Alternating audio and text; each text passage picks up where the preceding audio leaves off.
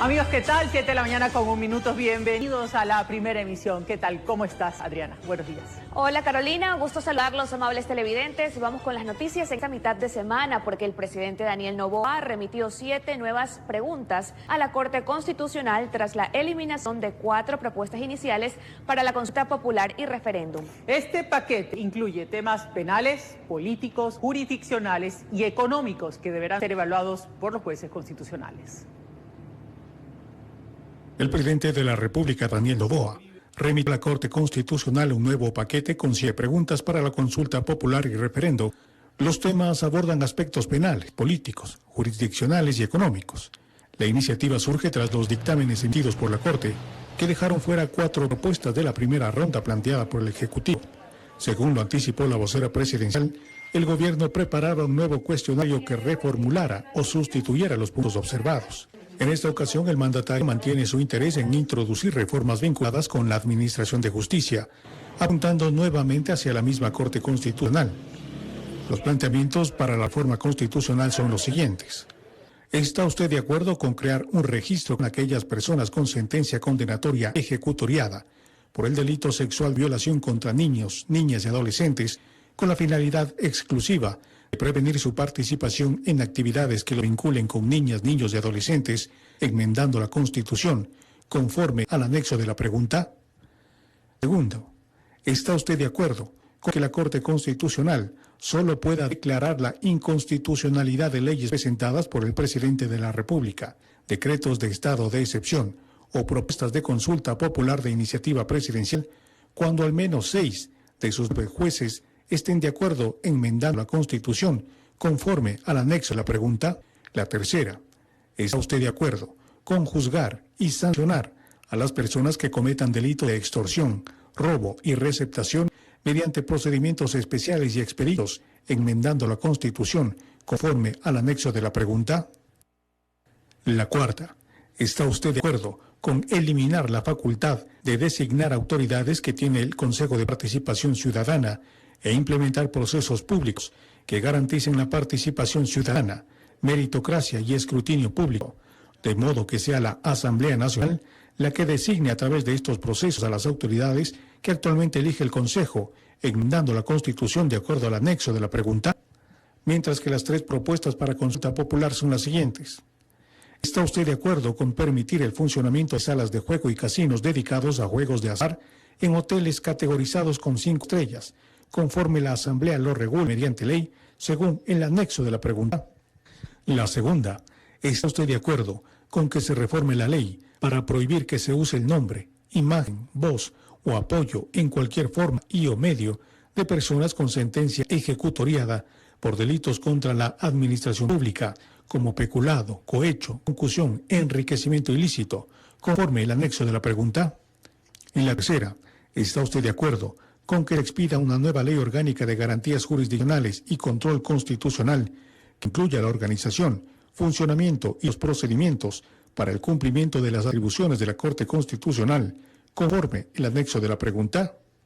De acuerdo con el procedimiento, la Corte debe revisar los textos enviados y decir si cumplen con los parámetros de legalidad, claridad y viabilidad que garanticen un voto libre e informado por parte de la ciudadanía. Informó Miguel Ángel Bedoya.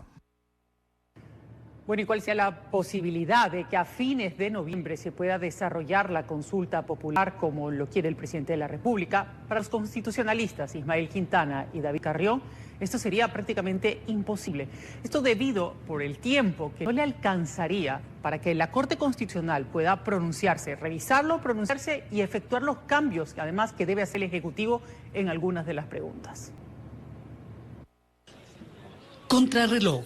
Estaría trabajando el presidente Daniel Noboa con su propuesta de consulta popular. Aún más, cuando ya presentó nuevas preguntas.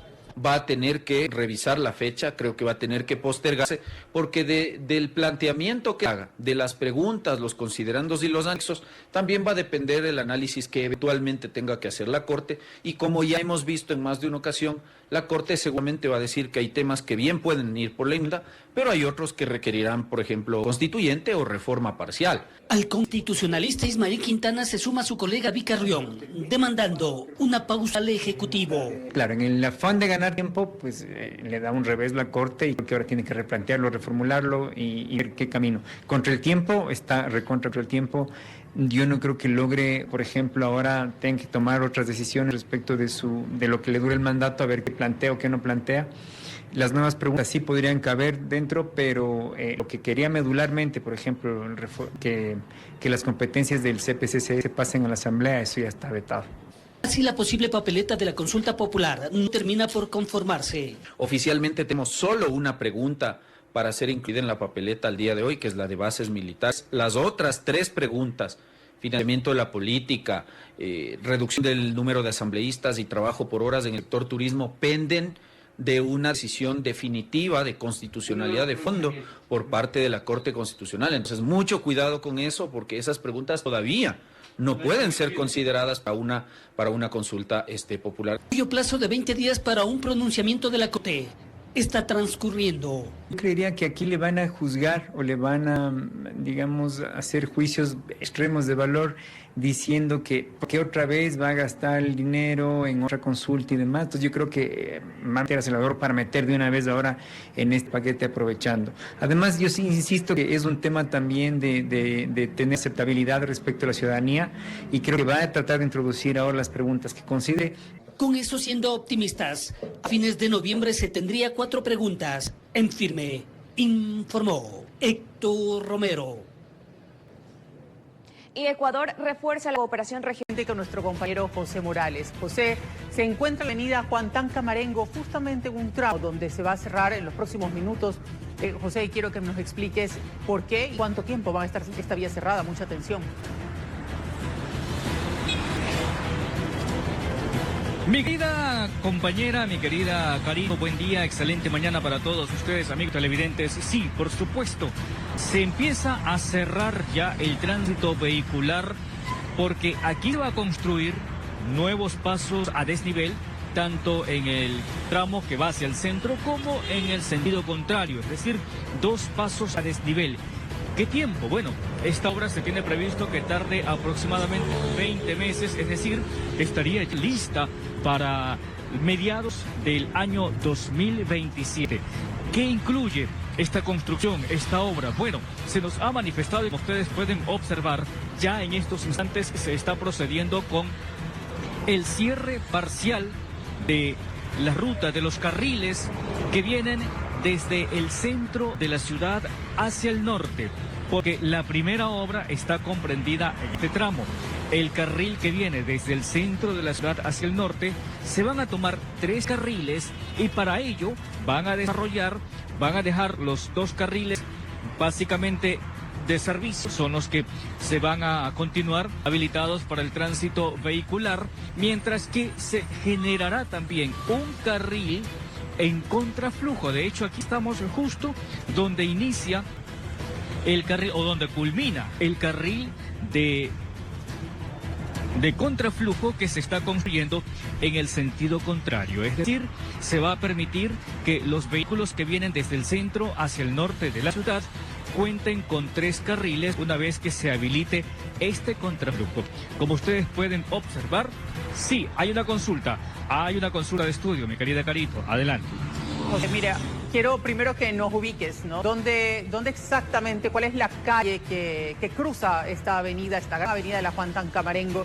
Y para que las personas, sobre todo que son de Guayaquil o los que visitan Guayaquil, tengan una idea, esto va a ser un paso de desnivel muy parecido a al que se construyó en la Avenida de las Américas. Entiendo que es así, para ayudar, de hecho, a facilitar el tránsito. Pero ubícanos bien exactamente dónde está ahí, porque la gente tiene que tomar mucha atención de esto cuando va a salir de su casa para tratar de o tomar otras vías alternas o ir con mucha paciencia.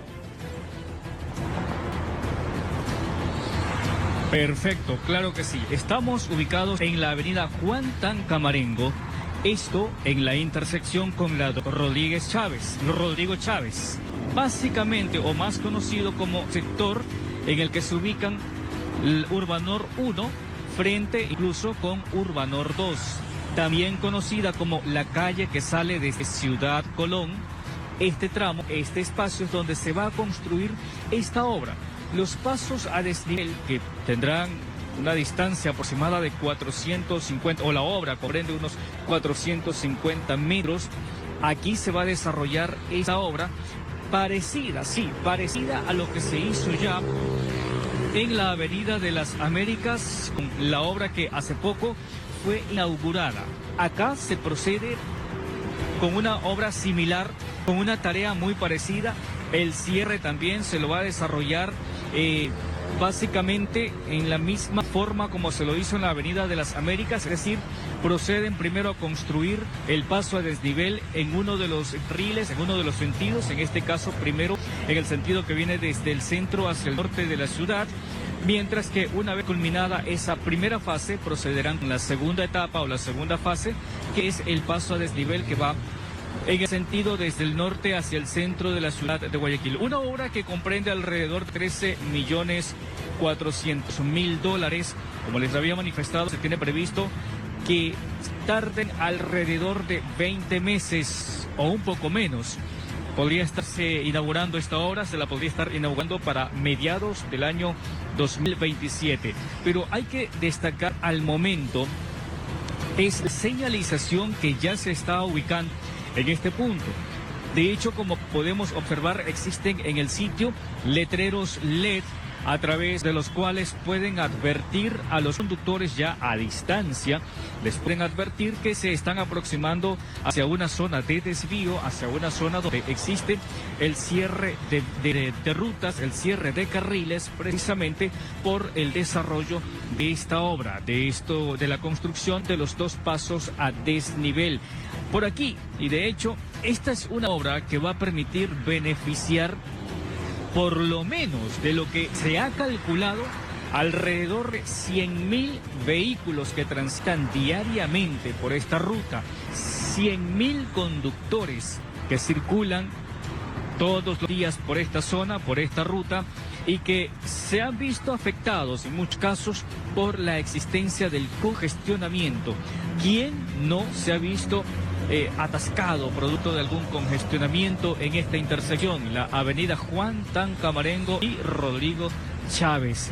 Para que podamos tener una idea de cuál será el beneficio final después de estos 20 meses, cuál será el beneficio, evitar que continúen dándose esos congestionamientos terribles a la altura de esta intersección. Aquí es donde se va a levantar estos dos pasos a desnivel, una obra que, de lo que hemos logrado escuchar, conversar incluso con conductores, ya era la hora, ya era el momento en el que se lleve a cabo, se ejecute este tipo de obras con la construcción de los dos pasos a desnivel. Uno que permitirá conectar desde el centro hacia el norte de la ciudad, y por otro lado el otro paso a desnivel que permitirá también el tránsito desde el norte hacia el centro del puerto principal, evitando así las extensas columnas que se generaban en este sector, en la avenida Juan Tancamarengo a la altura de Urdenor. Aquí era costumbre normal, ya en hora pico, observar esas extensas columnas de vehículos que se generaban producto, obviamente, del cambio de semáforo, a la espera de que el semáforo cambie. Y eso en muchas ocasiones también terminó prestándose para que algunos amigos de lo ajeno procedieran a meter mano hacia el interior de algún vehículo que circulara con las ventanas hacia abajo. Así, compañeros, amigos televidentes, es el detalle de las acciones que se vienen ejecutando, las obras previstas para la ciudad de Guayaquil. Es momento de hacer un corte. Regresamos con más información. Médicos residentes y licenciados en enfermería de posgrado recibirán reconocimiento económico aquí en nuestro país. Sin embargo, la Asociación Ecuatoriana de Posgradistas anuncia acciones legales porque se habría excluido a un gran sector de profesionales de la salud. En alegría para unos, tristeza y malestar para otros, se ha convertido el acuerdo ministerial del Ministerio de Salud, que que dispone el pago económico para las residencias médicas y de enfermería de posgrados. Hay que reconocer, sí, que hay una ganancia para los compañeros que aplicarán a posgrados a partir del siguiente año. Sí, ellos, a Dios gracias, se ha podido conseguir algo para ellos. Y eso es algo bueno, eso es algo que hay que celebrar. Pero en relación a los 3.900 posgradistas que actualmente están cursando una carrera de especialización médica, el panorama sigue oscuro. Es porque refieren que desde hace 10 años vienen luchando para que se les reconozca el tiempo que están trabajando en casas de salud públicas como parte de su posgrado. Nosotros no estamos pidiendo que se nos reconozca los años, ya hemos laborado sin sueldo. Nosotros lo único que pedimos y le exigimos es que a partir de que se firme este acuerdo ministerial y se implemente, nosotros también merecemos esa remuneración y no nos pueden negar los derechos que están amparados en la Constitución. Lo que les llegaría como un salvavidas para seguir adelante, ya que muchos tendrían que pasar peripecias en busca de una especialización. En realidad un suplicio ir todos los días, trasladarse, por ejemplo, desde un lugar tan lejano como el mío, es en el sur de Quito, al hospital en el cual no te reconoce para nada la remuneración. Yo tengo que además desembolsarle a la universidad, y lo digo desembolsar porque la universidad no nos tiene ninguna consideración, no tenemos programas de financiamiento, es más, solamente tienen ellos la garantía de recoger nuestro dinero, que en mi caso es alrededor de $24,000.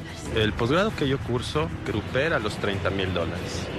A Dios gracias, mis papás aún están con fuerza y vida para apoyarme en este proceso, pero yo tengo una familia. Y yo no puedo seguir viendo a mi esposa contando monedas, a mi hija que no sabe por qué falta esto. No se puede seguir así. Y no tiene la suerte de contar con los padres que le ayudan a usted, por ejemplo. Exacto. Se preparan para presentar acciones legales. De aquí en adelante los médicos residentes recibirán una asignación económica de $1,412 y licenciados en enfermería $1,086 por el tiempo que dure la especialización, informó Héctor Romero. No se limita a la provincia de Guayas. Escuche esto, en Los Ríos, más de 400 pacientes derivados por el IES y el Ministerio de Salud Pública denuncian falta de insumos para sus tratamientos debido a una deuda estatal de $8 millones con el centro de hemodiálisis que los atiende. Se le han ampollado los pies porque no les hacen bien diálisis, porque no tiene para el insumo todas las 3 veces a la semana. En esas condiciones permanece la madre de Gabriela, doña Natalia, de 68 años. Su familia hace todo el esfuerzo posible para costear su tratamiento en la unidad de hemodiálisis Los Ríos, ubicada en Babahoyo, donde van usuarios de Ventanas, Vinces, Juján, entre otros lados. El día de nuestra visita llegó una camioneta llena de los insumos necesarios que ellos mismos enviaron a comprar a Guayaquil, pues el Estado no se los ha otorgado, aún siendo pacientes derivados del IES y MSP. Con los pocos recursos que disponen, tratan de mantener sus terapias, un problema que tiene alrededor de 2 meses. Dolor, malestares, y aparte ella no puede caminar, entonces es un problema eso. Brigitte Báez, otra paciente de los 460 afectados, nos mostró facturas que ascienden a más de $900. En este caso somos 3 compañeros los que estamos encargados de recoger el dinero a cada compañero. El costo de cada kit es de $30, pues a la semana los que se realizan las 3 sesiones vienen a ser $90. El año pasado pasamos una crisis similar. Hemos tocado muchas puertas, entre ellas la gobernación, el cual el día viernes estuvimos hasta las 5 de la tarde que iban a darnos una respuesta, la cual nunca la tuvimos. La deuda del Ministerio de Salud con la unidad de hemodiálisis Los Ríos hasta el momento es de $3.641.344, mientras que la deuda del IES, tanto del Seguro General como del Seguro Campesino, es de poco más de $4.287.000. En conjunto, aproximadamente $8 millones. Prácticamente desde mayo hemos venido comunicando nosotros las autoridades competentes. Hemos enviado equipos tras equipos, tanto al IES y al MSP. ¿Respuesta? Ninguna todavía, no tenemos respuestas favorables, donde nos indiquen por lo menos un plan de contingencia o nos indiquen si nos van a ayudar con insumos o qué es lo que va a pasar. No tenemos respuesta alguna. Lo único que pedimos y exhortamos es que el MSP, por favor, cancelen los servicios que ya están auditados, cancelen la factura que está pendiente, soliciten la factura, hagan una planificación clara y precisa y oportuna. Mientras esperan una respuesta, los pacientes enfrentan la vida con valentía, con la esperanza de que el apoyo que necesitan no tarde en llegar. Que estamos sin insumos, entonces ese es el problema que tenemos, que los pacientes están muriendo. Entonces, de todo corazón pido a las autoridades competentes que sean presentes ya para no sufrir este malestar aquí. Informó Adriana Peralta. 38 minutos, amigos televidentes, muchas gracias por permanecer en nuestra sintonía. Contamos con la presencia de la ministra de Economía y Finanzas, Sara Moya, aquí en nuestro estudio para la entrevista del día. Muchas gracias, ministra. Muchísimas gracias por este espacio y esta oportunidad de conversar con usted, con la ciudadanía. Claro que sí, es importantísimo. Empecemos por la caída del índice de riesgo país, que esto se aceleró tras la visita de Marco Rubio. Estamos a poco de llegar a los 700 puntos. ¿Usted considera que esto obedece tal vez únicamente por apoyo de Estados Unidos o qué otros factores incidieron en ese descenso del índice? Muchísimas gracias. El riesgo país es un indicador de confianza. Mide la confianza que tienen los inversionistas extranjeros en el Ecuador.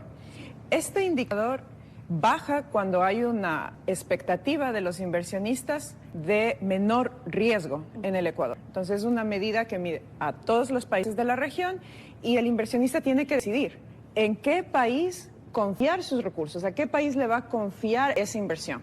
Entonces, este indicador surge primero del crecimiento económico, de un programa fiscal que es estable y obviamente el respaldo de los Estados Unidos en este caso también es muy importante.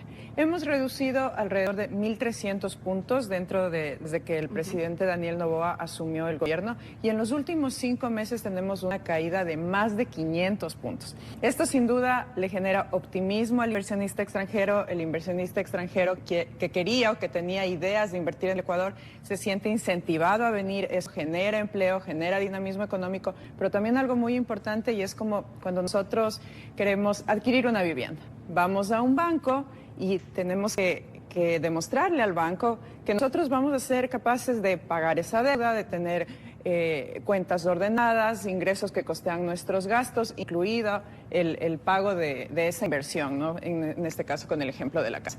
Entonces también hace que el país pueda acceder a financiamiento en mejores condiciones para costear de mejor manera los servicios públicos. Y en ese sentido, pues el sector productivo vio con buenos ojos, obviamente, la disminución del riesgo país.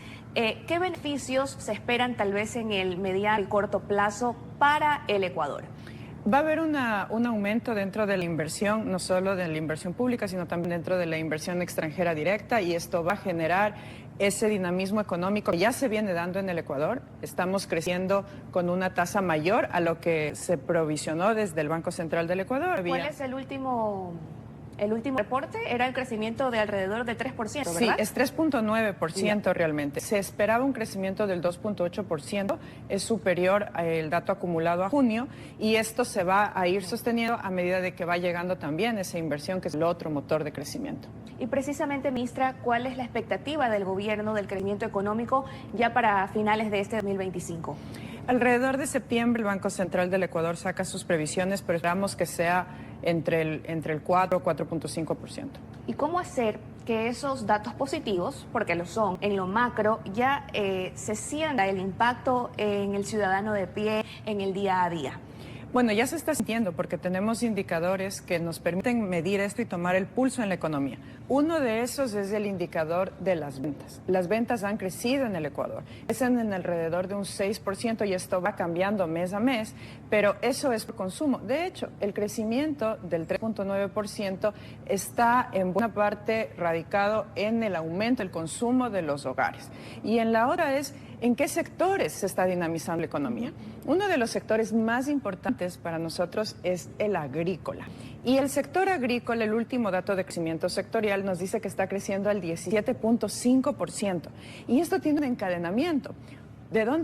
¿Cómo puede crecer tanto este sector? Un componente muy importante es precisamente el acceso a financiamiento. Tenemos un aumento de liquidez en la economía. ¿Qué quiere decir esto? Que hay más depósitos en los bancos, han crecido en un 17%, y esto hace que se pueda acceder a crédito productivo mucho más rápido. El crédito productivo específicamente creció en un 15%. Es decir, nuestros productores acceden a financiamiento, pueden comprar maquinaria, pueden contratar más, y ahí se va dinamizando la economía. Parte también del dinamismo que se genera en el empleo. Ahora, sobre el plan de optimización del Estado, ministra, ¿esta fusión de ministerios y recorte de personal obedece a una necesidad económica también? Realmente tenemos 466,000 empleados solo en la parte del Ejecutivo. y en la parte que corresponde a las instituciones públicas, digamos.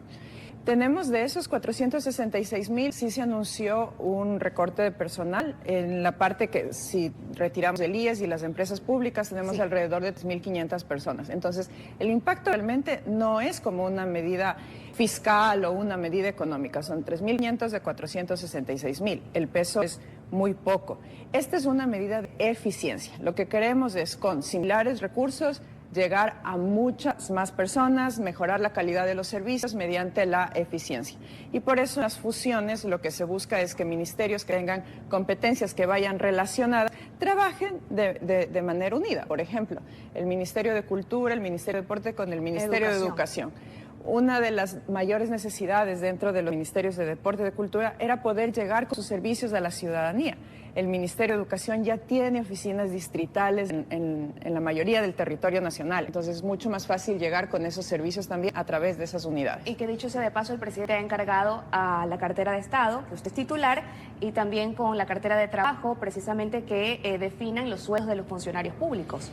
Siempre que hay una fusión, históricamente intervenían 4 instituciones: la Secretaría Nacional de Planificación, Inmobiliar, el Ministerio de Economía y Finanzas y el Ministerio de Trabajo.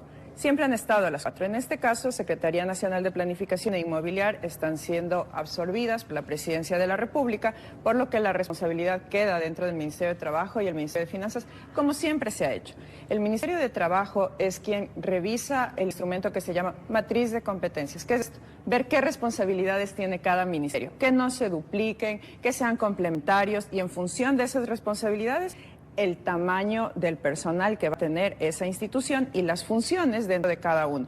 Los escalafones se mantienen, sí cambia un poco el perfil del cargo, porque no es lo mismo cuando atiendes solo educación que cuando atiendes educación, cultura y deporte. Y eso es lo que va variando. Sí, pero eso es lo que varía un poquito, pero no es que van a haber cambios radicales dentro de los escalafones. Están así y así se mantiene. ¿Qué podemos esperar los ecuatorianos, ministra, con este plan de optimización? Realmente más eficiencia. Eficiencia significa hacer mucho más con casi los mismos recursos. También más cercanía de los servicios de las carteras que se fusionan dentro del territorio nacional, y también una complementariedad que potencia la política pública dentro de esos sectores. Ahora, por otra parte, el presupuesto que recién se aprobó en la Asamblea ha recibido algunas críticas. Pero ¿cuál es la postura o la lectura del gobierno respecto precisamente a esto y el déficit que se contempla en este presupuesto? La Proforma General del Estado es un ejercicio técnico que tiene que seguir ciertos parámetros. Por ejemplo, para poder hacer las estimaciones de los ingresos necesitas la tasa de crecimiento económico. La que hay que utilizar es la última vigente del Banco Central del Ecuador, 2.8%. Pero ya sabemos que estamos creciendo más de lo esperado. La tasa que seguramente a la que vamos a crecer es alrededor del 4.5%. Entonces eso va a ayudar a incrementar los ingresos y con eso se va compensando. Otra cosa importante es que solo se contemplan las medidas que han sido adoptadas hasta la fecha de la proforma. Justo cuando estábamos elaborando la proforma, se estaba analizando y debatiendo en la Asamblea la forma en la que se cobra el impuesto a los dividendos. Es decir, cuando una empresa ya reparte sus utilidades, reparte una parte a sus accionistas. Pero siempre ha existido un impuesto ahí, solo se estaba cambiando la forma y la temporalidad en la que se le cobra ese impuesto. Esos ingresos, por ejemplo, no están contemplados porque todavía están en debate. Son todas esas cosas las que harán que el déficit sea inferior. Usted también ha dicho algo importante, ministra, que se han enfocado especialmente en temas de salud, en temas de educación. Y bueno, ¿cómo avanzan precisamente esos pagos pendientes? Un poco para que conozca la ciudadanía cuál es el plan del Ministerio de Finanzas. El sector de la salud necesita cambios que sean estructurales porque tiene problemas de hace muchísimos años, no son problemas que nacen en este año o año y medio de gobierno. Y por eso es necesario estos cambios estructurales para que puedan utilizar eficientemente los recursos públicos. Una de las principales decisiones que se tomó y que se implementó dentro del comité es que los recursos públicos de medicinas, por ejemplo, que no se habían utilizado, habíamos destinado 200 millones para medicinas. Se habían firmado contratos por alrededor de 100 millones y ya estamos pasados la mitad del año. Se dejó una parte que estaba en proceso de contratación y 60 millones fueron transferidos a planta central para que se hagan las adquisiciones desde planta central hacia todos los hospitales. Pero ¿qué está pasando con esos medicamentos? Si estamos adquiriendo más de 100 millones de medicamentos, ¿dónde están los medicamentos? El ARCSA, lo dijo recientemente en una rueda de prensa, ha hecho más de 300 operativos a las afueras de los hospitales. En todos ha encontrado medicamentos del Ministerio de Salud Pública vendiéndose a las afueras de los hospitales. Entonces, son redes que hay que ir rompiendo. Y con respecto a los pagos, cuando nosotros, en la administración, cuando llegamos en abril, se había destinado alrededor de 100 millones para pagos de proveedores en salud.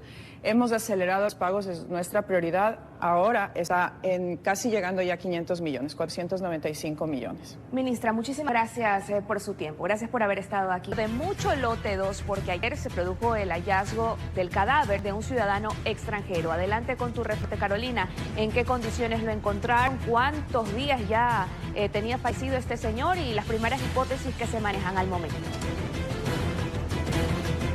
Compañeras, buenos días, amigos televidentes. Efectivamente, en esta zona de Guayaquil, al pie del río, de hecho, justo frente al río, encontraron en una vivienda el cuerpo de un ciudadano asiático, que aunque inicialmente se decía que era japonés, ahora la policía pues indica que sería de origen chino.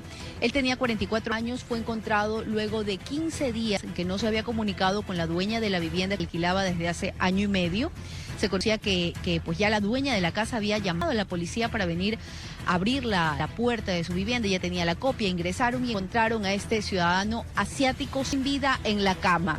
Lo que hasta el momento se conoce es que no sería una muerte violenta. Se presume que el señor pues pudo haber tenido un infarto o pudo haber muerto debido a una sobredosis, porque en la habitación encontraron algunas sustancias ilícitas, también botellas de alcohol y otros artículos que han resultado sospechosos. Pero lo que más ha llamado la atención en este caso es que este ciudadano, Liu Bingong, 44 años aproximadamente, tenía dentro de la vivienda 3 granadas de impacto múltiple, varias armas de fuego, una pistola calibre 9 milímetros, también varios rifles y 281 cartuchos de diferente calibre. También tenía algunos cargadores en la habitación. Imagínense ustedes, son artículos pues que no son cotidianos encontrar en una vivienda y que también han abierto una investigación por parte de la policía, aunque no se ha determinado la causa de muerte. Ayer, quien se encontraba aquí dando las declaraciones indicaba que era poco probable que fuera una muerte violenta. La habitación estaba cerrada, no parecía haber sido forzada el ingreso en ninguno de los departamentos de la casa. Otra cosa ha llamado la atención en este caso es que, aunque inicialmente el ciudadano extranjero había alquilado uno de los 3 departamentos de la vivienda, luego había pedido alquilar la casa completa a dueña de este inmueble.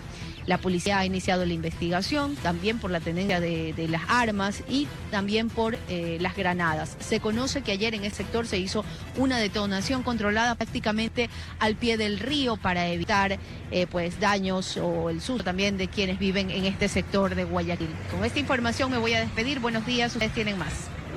Gracias, Carolina. Momento ya también de despedirnos para nosotros, no sin antes dejarles con el pensamiento del día. Más noticias, no se vayan. Por supuesto, así será. Enseguida la noticia en la comunidad. Un abrazo.